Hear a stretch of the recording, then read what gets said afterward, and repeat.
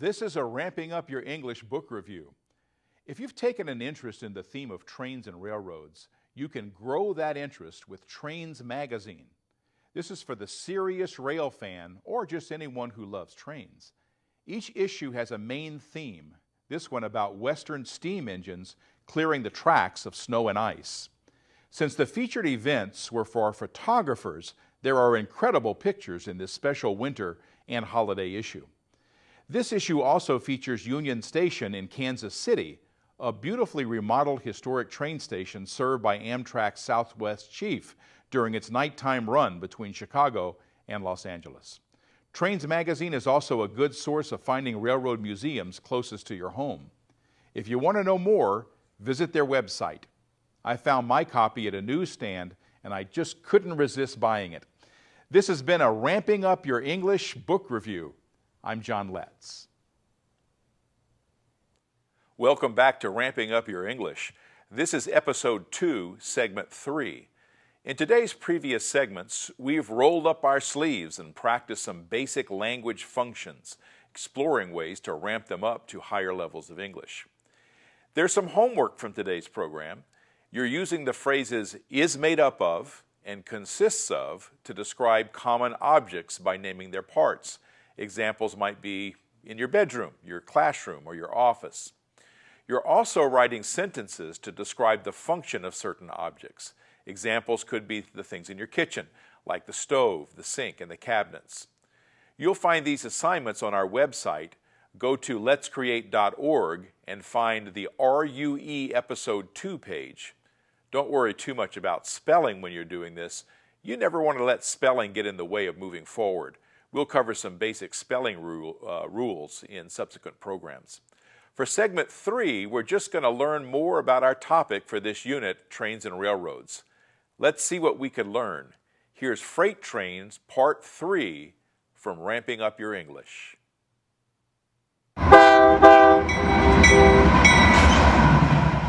This is a coal train moving through Glenwood Springs, Colorado. Coal is a hydrocarbon used for fuel.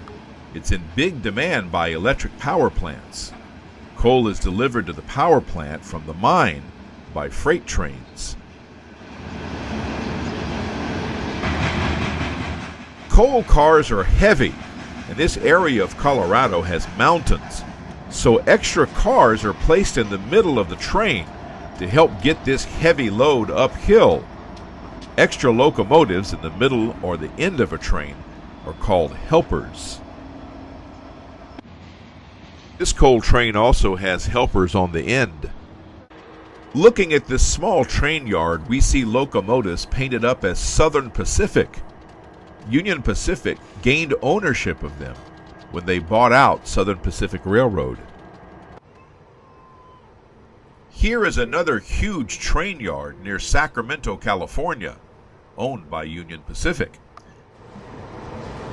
Ladies and gentlemen, as we leave the Roseville station, to the left of the train are the massive freight yards of the Union Pacific Railroad here in Roseville. Notice all of the buildings. Many of these are shops where train cars are serviced and repaired. And in the past, Southern Pacific used to even make some of its own train cars.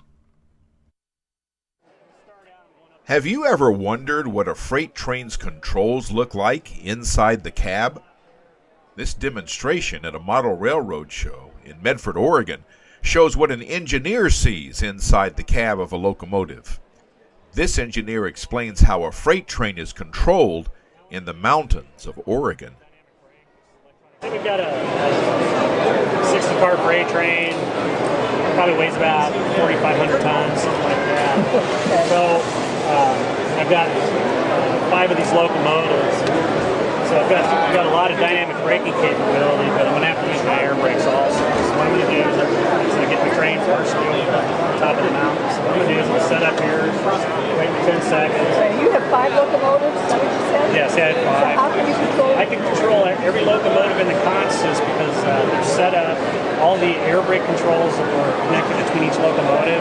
And you've also got a big jumper cable between each locomotive. So I can control the throttles and the brakes of every locomotive in the consist. So now what I'm going to do is I'm coming down the hill, so I gradually go into my dynamic brake here. So what I'm going to do is I'm going to slowly, as my train tops over the hill, increase my dynamic brake, and what it's going to do is it's going to cause my train, as it comes over the top of the hill, to slowly bunch up. So as the cars come over, they bunch up. Okay, now what I'm going to do is I'm going to take an initial reduction of my air brakes. So now what I'm doing is I'm setting the brakes on the cars. So this is a minimum set of approximately 6 to 8 pounds. And then I'm going to sit here and watch my speedometer and see what my train's going to do. And if I need to give it any more air brake, go ahead and I'll pull this over a little bit more and watch my air gauges. So I take about 2 or 3 more pounds.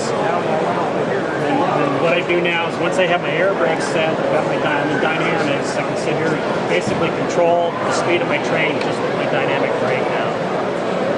So if I need to slow my train down, the speed looks like it's going to increase, I'm going to give it more dynamic brake. Come around the curve, the train's going to drag coming around the curve, so I'm going to have to back out a little bit to try and maintain my train speed. Once my train's totally off the mount now, I can go ahead and release my train brakes and the air brakes. I'll control my train at the speed with my dynamic brake. And when I need to, I'll go completely out of dynamic braking and back into power again. Hobbyists can control their own trains using a model railroad and remote controls. Look at all the different freight cars on this model train.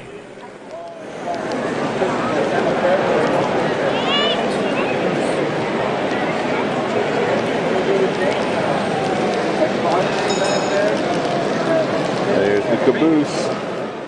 I grew up in a small town where the Southern Pacific Railroad came through. While stopped at a crossing, I knew the end of the train was coming when I saw the caboose. All freight trains had cabooses back then. The caboose was the rolling office of the train's conductor. He could see the rest of the train from here. In today's computerized world, the caboose came to be seen as an unnecessary expense. As soon as the unions agreed, the railroads took the cabooses off, replacing them with nothing but a red light hung on the last car of the train. In Dunsmuir, California, you can spend the night in a caboose or a boxcar. Just follow the signs from Interstate 5 to the Dunsmuir Railroad Park. I got to spend the night in a caboose from the Santa Fe Railroad. It had a bed and a bathroom, as well as this elevated cupola, where I could sit where countless freight conductors used to sit. While passenger railroad service is only a tiny echo of what it was in the past, freight trains are hauling more and more cargo across the United States. There's more freight carried by trains than ever was before, and railroads are investing huge amounts of money building gigantic train yards and more tracks. Remember, those tracks are private property, and it's against the law to walk on them. It's also very important to stop at rail crossings. I hope you've enjoyed this look at freight trains, and thanks for watching this special feature from Adventures in English. I'm John Letts.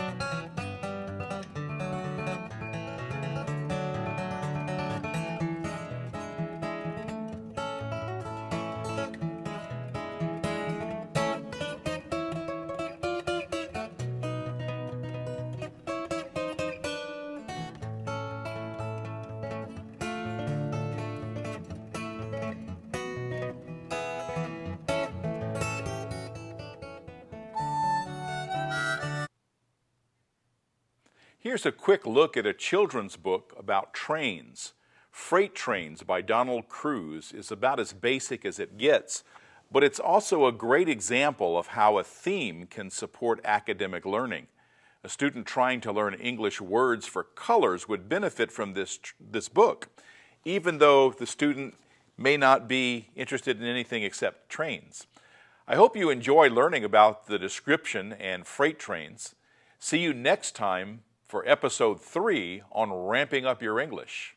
I'm John Letts. You've been watching Ramping Up Your English, a support program for intermediate level English language learners. Learn more. Visit our website at letscreate.org. You can also watch or download today's program at archive.org/details/roadtv. Join us next time on RBTV Voices for Ramping Up Your English.